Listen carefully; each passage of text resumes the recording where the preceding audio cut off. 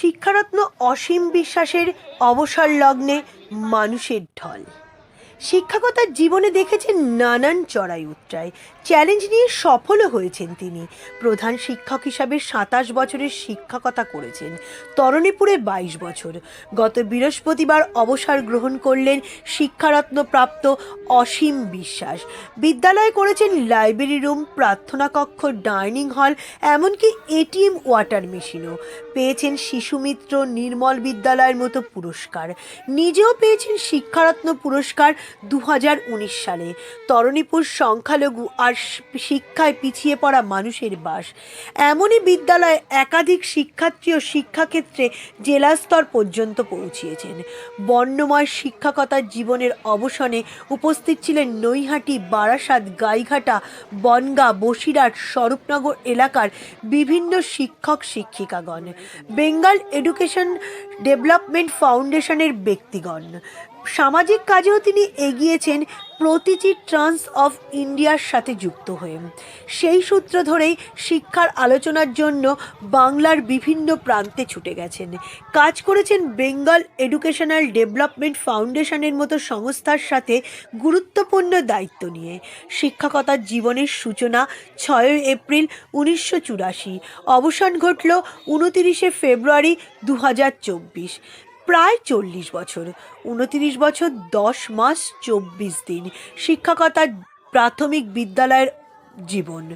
অবসর নিলেন স্বরূপনগর ব্লকের স্বরূপনগর উত্তর চক্রের তরণীপুর প্রাথমিক বিদ্যালয় থেকে। শিক্ষকতা করেছেন পূর্ব পুলতার ২ নম্বর প্রাথমিক বিদ্যালয়ে, তিতুরি দক্ষিণপাড়া প্রাথমিক বিদ্যালয়ে। এরপর তরণীপুরে তার এখানেই কর্মজীবনের পরিসমাপ্তি ঘটে। প্রধান শিক্ষক হয়ে ১৫ই মে ১৯৯৭ সালে আসেন তিতুরি দক্ষিণপাড়ায়। এখান থেকে ৮ই সেপ্টেম্বর ২০০২ সালে প্রধান শিক্ষক হয়ে বদলি হয়ে আসেন তরণীপুর প্রাথমিক বিদ্যালয়ে। বাকি জীবন আনন্দের সাথে কাটিয়ে দিন তিনি। শুভেচ্ছা রইল। স্বরূপনগর থেকে প্রভাস বিশ্বাসের রিপোর্ট, নজরে বাংলা, উত্তর ২৪ পরগনা।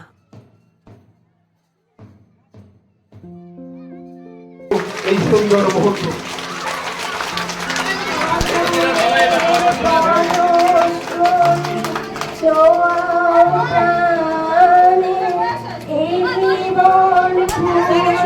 আপনার হৃদয়ে করুণ সুরে আমাদের অন্তর আজ বেদনায় ভারাক্রান্ত, আমাদের হৃদয় আজ বিষণ্ণতায় আসন্ন, চক্ষু আজ অশ্রু সজল। হে মহান শিক্ষক, মানুষ গড়ার কারিগর হিসাবে সুনিপুণ দক্ষতায় গড়ে তুলেছেন অগণিত জ্ঞানের আধার। আপনার শিক্ষার আলোয় আলোকিত হয়ে আজ অনেকে কর্মক্ষেত্রে সুপ্রতিষ্ঠিত। প্রতিষ্ঠানের সার্বিক দায়িত্ব পালনের সাথে সাথে শিক্ষক সংগঠনের দায়িত্ব পালনে আপনি ছিলেন একজন নিরলস কর্মী।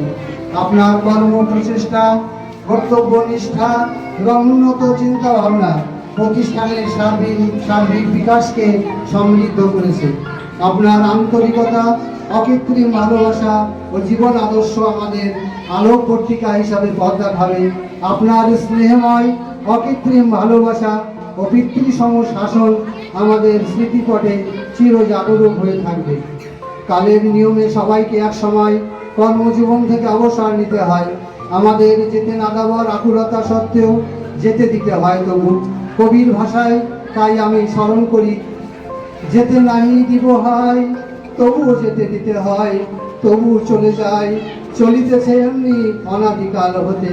হে শিক্ষারত্ন, আপনার বিদায় বেলায় আপনার অনুজ হিসাবে পরম করুণাময়ের নিকট প্রার্থনা করি আপনার অবসর জীবন আরো সুন্দর, নীরব এবং আনন্দময় হোক। শুভেচ্ছা সহ শ্রদ্ধাগণত শিক্ষক ও শিক্ষিকাবৃন্দ, তরণীপুর প্রাথমিক বিদ্যালয়। নমস্কার। এই বিজয় মাল্য তুলে দেবেন, স্যারকে পরিয়ে দেবেন।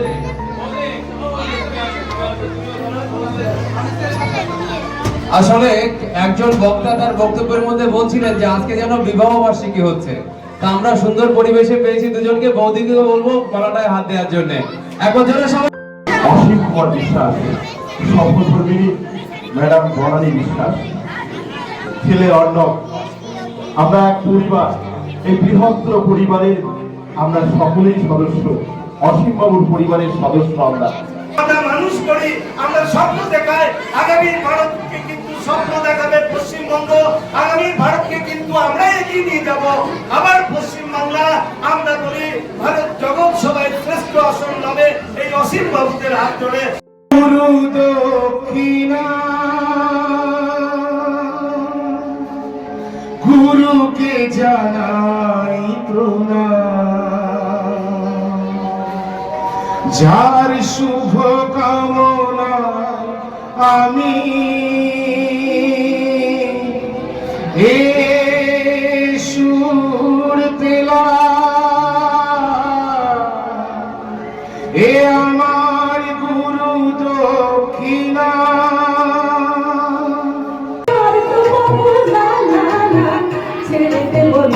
তোমায় মাথায় রাখবো, ছেড়ে দেব না, তোমায় হৃদয়ে রাখবো, ছেড়ে দেব না।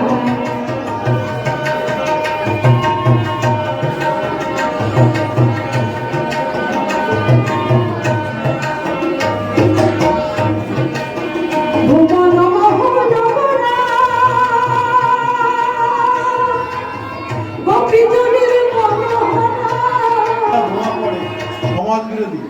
আমি আজকে এখানে দাঁড়িয়ে বলে যাচ্ছি যে আমাকে এই স্কুলে কোনোদিন কেউ অসম্মান কিছু করেনি, সবাই ভালোবেসেছেন। এবং তরুণদের সম্পর্কে আমার যিনি আজকে একটু আগে যিনি এখন বহাদ আছেন অববিদ্যালয় পরিদর্শক মহোদয় ফোন করলেন, অনেকেই আসলেন। মানে এমন একটা দিনই হচ্ছে আজকে হাই সেকেন্ডারি পরীক্ষা, আমাদের যারা এআই এসআই যারা আছে সবাই আমার ফোন করে যে শুভেচ্ছা জানাচ্ছে আর কি। আমি আসতে পারতাম কিন্তু অসীমবাবু আসছেন। আর এখানে এসে আমরা যে এখানে বলবো না, আপনাদের চোখের সামনেই ঘটেছে বিদ্যালয়ে, আমার মতো আমি করেছি সবাইকে নিয়ে।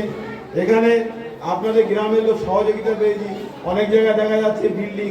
তখন কি এই যে আমি আমার অভিভাবক যারা বলছি যে আমার বেশ পরিবার সবাই যেমন আজকে ভালোবেসে এসছে, এবং যারা ওই আমার হচ্ছে এসআইএস এআইরা আছে এরাও খুব ভালোবাসতো। মানে শিক্ষক শিক্ষিকা খুব হিংসা করতো, এর সঙ্গে এত খাতির কিছু আমি অয়েলিং করতাম কিন্তু অন্য কিছু না, আমার পরিবারের মতো সম্পর্ক তাদের কাছে।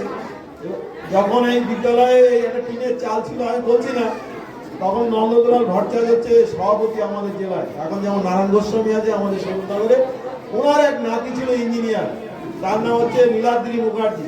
ওর কি ভালো লাগলো বলে অসুবিধা, আমরা যখন এখানে 300 ছেলে মেয়ে, আমার ভালো মনে আছে যে 30 কিলো 35 কিলো চাল আমরা বার করে দিতাম।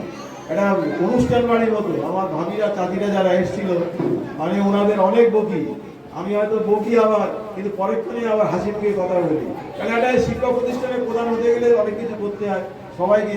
আর সব আমি যে এখানে টিম তরণীপুর, মানে এটাও হিংসা ছিল। যদি কোনো স্পোর্টস হয়, সার্কেল স্পোর্টস হয়, সেখানে তরণীপুর টিম। যদি কোনো ট্রেনিং হয় সেখানে তরণীপুর। লোকে হিংসা করতো যে তরণীপুরের মাস্টারমশাইরা এত, আমরা বলতাম যে এত কোনো কিছু না, তারা গুণ। এখানে যারা এসছে, কমলবাবু ছিল এখানে, আপনার আমাদের একটা লিস্ট করা আছে, আমি এখানে লিস্ট করে গেছি যারা মাস্টারমশাই ছিল, মানে আমার সময় থেকে যারা এসছে। সেখানে কমলবাবু, দুর্নীতিকার সাহেব, ভূপাত দাস সাহেব, আমির সাহেব, বান্টি, তারপরে হচ্ছে এলো শঙ্কর সরকার, তারপর সলিল পাল, তারপরে চলে এলো বাপি এলো, সঞ্জয় এলো, বিভাকর এলো, অশোক দাস এলো। আর এখন 3 জন আছে। আমি এদের কাউকে কোনোদিন স্যার বলতে দেয়নি। একবার করে চলে যাওয়ার আগে আমার একটা স্বাদ হয়েছিল যে আমি এদের স্যার বলতে বলবো। এখন আছে আছে নিহার রঞ্জন শিকদার, ও স্যার বলে। আর অভিজিৎ আছে স্যার বলে।